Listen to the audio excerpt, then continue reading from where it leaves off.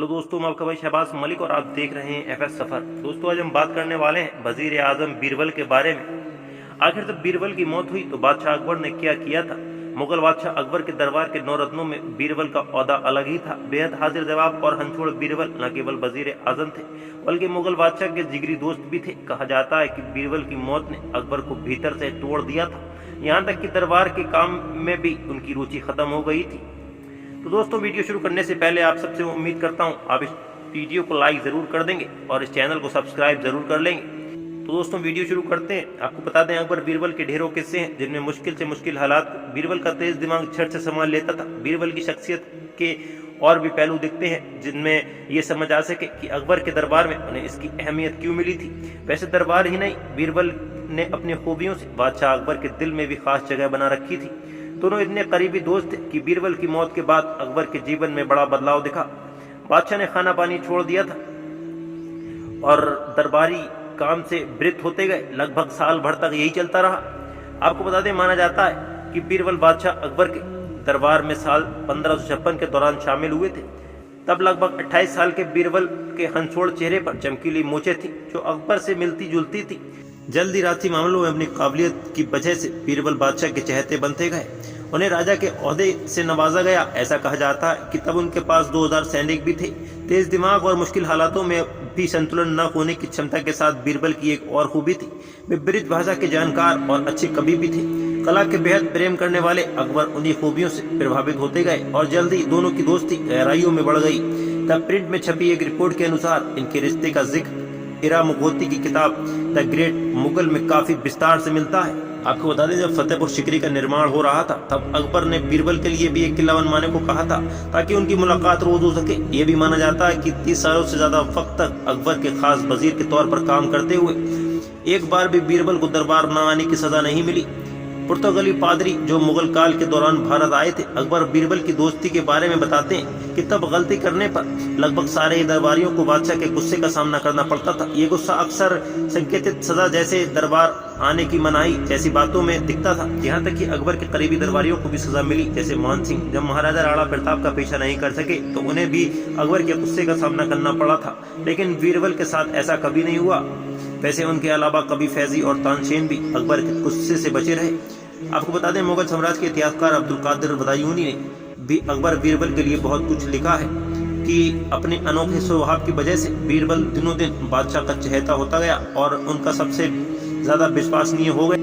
आपको बता दें, आमतौर पर बादशाह अपने दरबारियों और प्रजा से काफी दूरी रखने के लिए जाने जाते थे। उनके जीवन के वही से सामने आए जिनका उन्हीं के कहने पर दस्तावेजीकरण हुआ। रोज मुलाकात के बाद भी दरबारियों और सम्राटों के बीच दूरी होती थी। हालांकि अकबर और बीरबल के रिश्ते में ये दूरी नहीं दिखती थी। एक वाकया ऐसा भी हुआ जिसने सारे दरबारियों और प्रजा के सामने ये भेद खोल दिया कि बादशाह के लिए बीरबल के क्या मायने हैं। साल 1583 की बात है। तब फतेहपुर सिकरी में हाथियों की लड़ाई का आयोजन था। बादशाह संग सभी दरबारी हाथियों की कुश्ती का आनंद ले रहे थे कि तभी एक सबसे खतरनाक हाथी बीरबल के पास पहुंच गया और देखते ही देखते उन्हें अपने सूंड में लिपेट लिया। इससे पहले कि सेनापति या सैनिक कोई भी कार्रवाई करें, घोड़े पर सवार अकबर तेजी से आगे बढ़े और हाथी को उकसाने लगे। अब हाथी बीरबल को छोड़कर अकबर की ओर बढ़ा, तभी अचानक लड़खड़ाकर गिर पड़ा और बीरबल की जान बच गई। आपको बता दें, साल 1585 में बादशाह अकबर पंजाब प्रांत की उथल पुथल को संभालने निकले, लेकिन तब किसी को अंदाजा भी नहीं था कि वे वापस फतेहपुर सिकरी कभी नहीं लौटना चाहेंगे। असल में पंजाब की यात्रा के दौरान अकबर को 2 बेहद निजी तकलीफों से गुजरना पड़ा। पहली थी उनके सौतेले भाई मिर्जा हकीम की मौत। मिर्जा हकीम सौतेले होने के बाद भी बादशाह के बेहद अजीज थे। वे शराब पीने के भारी शौकीन थे और आखिरकार इसी वजह से उनकी जान चली गई। लेकिन इतिहासकार का मानना है कि अकबर को इससे ज्यादा धक्का बीरबल की मौत से लगा था। आपको बता दें, साल 1586 में बीरबल और जैन खान कोका को स्वात और बदौर क्षेत्रों में पश्तून यूसुफजाई के खिलाफ एक अभियान पर भेजा गया था। वहां दोनों नेताओं के बीच असहमति के कारण बीरबल के खिलाफ एक जाल बुना गया और धोखे से जैन खान ने बीरबल को काबुल की घनी पहाड़ियों में धकिया दिया, यहाँ तक कि बीरबल की लाश तक नहीं मिल सकी। अकबर के शासनकाल में यह मुगलों की सबसे बड़ी हार थी, जिसमें 8000 से ज्यादा मुगल सैनिकों की जान गई। इसमें एक बीरबल भी थे। खबर मिलने पर बादशाह की हालत किसी बच्चे सी हो गई थी। उन्होंने 2 दिन तक न कुछ खाया और न पिया। हरदम सख्त अनुशासन में रहने वाले अकबर ने इस दौरान दरबार का कोई भी काम देखने से इनकार कर दिया। आपको बता दें तब तुरान का राजदूत भी रांची चर्चा के लिए अकबर के पास आया हुआ था, लेकिन उन्होंने उससे मिलने से भी इनकार कर दिया था। अपने सबसे विश्वसनीय और करीबी शख्स को खोने का दुख इतना ज्यादा था कि बादशाह दिन भर रोते ही रहते थे। बीरबल की मौत के बाद अकबर के दुख में पूरा मुगल परिवार शामिल था।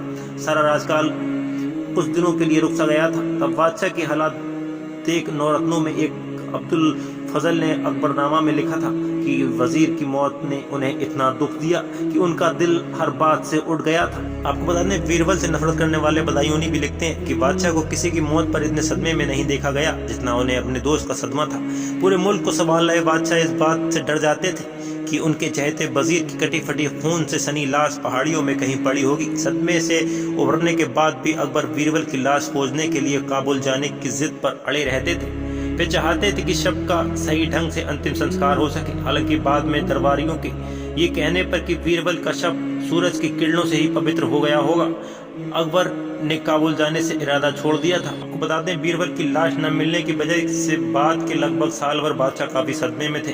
कई बार अफवाहें उड़ती कि बीरबल जिंदा है और फला जगह देखे गए हैं। कोई कहता कि वे सन्यासी होकर फला जगह रह रहे हैं। जैसे ही ये बातें अकबर के कानों में तक पहुंचती वे तुरंत अपनी सेना को उस जगह भेज देते ताकि बीरबल का कुछ पता लग सके। लगभग साल भर तक ये सिलसिला चलता रहा।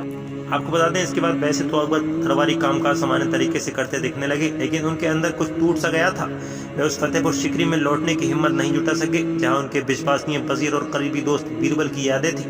वे आगे और आगे उत्तर की ओर चलते हुए काबुल गए और फिर कश्मीर। एक बार खुद अब्दुल फजल के सामने अकबर ने बीरबल को खोने की तकलीफ बांटी थी, जिसका जिक्र अकबरनामा में भी मिलता।